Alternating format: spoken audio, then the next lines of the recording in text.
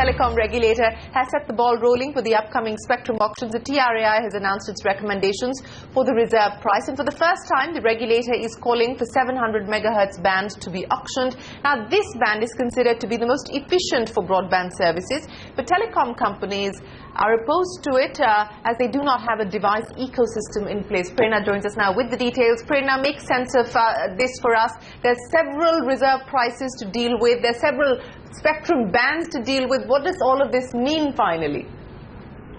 Well, that's right. 700 megahertz band will be put out for sale in the upcoming auction. For the first time, the TRAI has proposed that the entire available spectrum in the 700 megahertz band to be put out for auction, which is 3500 megahertz. Now, this band, which the industry has been hoping for in terms of the 4G technology, but what industry experts have been saying that this is too early a stage to bid for airwaves in the 700 band. But the TRAI has proposed a reserve price for the 700 megahertz at about 89% premium to that of the 800 megahertz at about 11,485 crore rupees for pan-India Airways. In terms of the 800, 900 and the 1800 megahertz band, what will be put out for auction is only the unsold spectrum from the 2015 auction, as well as those spectrum which are linked to licenses which are set to expire sometime from May 2016 to March 2018. I believe two telcos,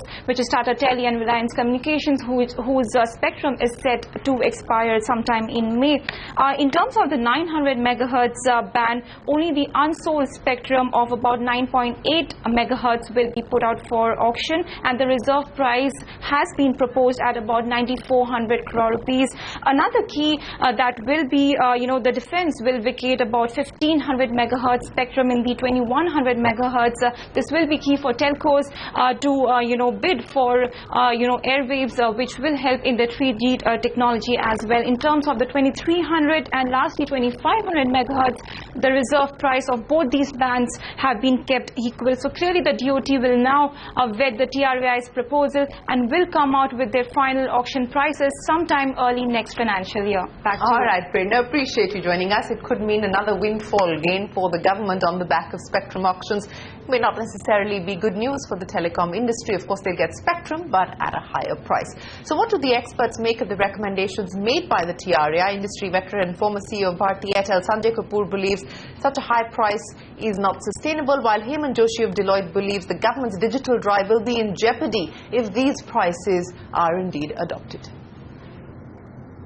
If you are considering telecom as a strategic industry and you think it is the backbone of digital India, then, are this high reserve price in the interests of the industry and the country? And why can't you have an alternate model? Either you start with zero, or you look at revenue share, you pay as you earn, Given the price that has been established through auctions in our country, we are probably one of the most expensive spectrum, nations in the world. And I think that can't be unwound in a hurry. I think what needs to be adjusted to cater to a very high price of this raw material is the pricing. I think the pricing in India really is not something that's sustainable, especially given the change in technology that's happening. Well, reactions coming in there from industry. And joining us now is the Director General of Telecom Industry Body, COAI, Rajan Mathew. Rajan, appreciate you joining us here on CNBC TV 18. The response from the government circle is going to be, well, there they go again, cribbing about what the government, or not the government yet, but the regulator has decided to do in terms of the reserve price. But let me get a comment in from you. So, Shireen, first of all, I would say thank you to the TRAI. I think overall it's a pretty good paper. They have addressed the issue of the quantum of spectrum, which was the problem in the last go-around. And so they have really addressed that issue by putting all of the available bands up for auction. Clearly, the issue is one of pricing around the 700 megahertz and possibly the 21 megahertz band. All the rest are of not any great interest because either they are not of sufficient contiguous quantity or they are in the area of 25 where the ecosystem is even sparse. So the battle or the context is around the 700. the pricing around the 700 is so high that there is no immediate operator that would have the strength of balance sheet to begin to swallow that type of amount. So you're saying there'll be no takers for 700, Rajan? So, Sharon, what I'm saying is that at this price, there's going to be some cherry picking. I don't believe that there is any operator that's going to go in and bid for 5 megahertz pan-India. So they will look for 5 megahertz because obviously you have to get 5 megahertz contiguous. So if you take 11,000 and multiply it by the 5, you get a rather large 55,000 crore rupees per megahertz, right? Which itself is quite a big lump to swallow. So there will be cherry picking in the 700 and the 2100, but not a massive outpouring of demand because the dynamics have changed. We've had spectrum sharing, we have spectrum trading, there's been consolidation in the industry. So for the next year or two, I don't see a great urgency for operators to go rushing in to get this additional spectrum, especially given the financial condition in which they are. Okay, so you don't see people rushing in, but what would be a more realistic reserve price then, Rajan? Because this is not a done deal just yet. The DOT will have the final say. Most people that we've spoken to seem to agree with the point that you make as far as the 700 megahertz band is concerned. What would be more realistic?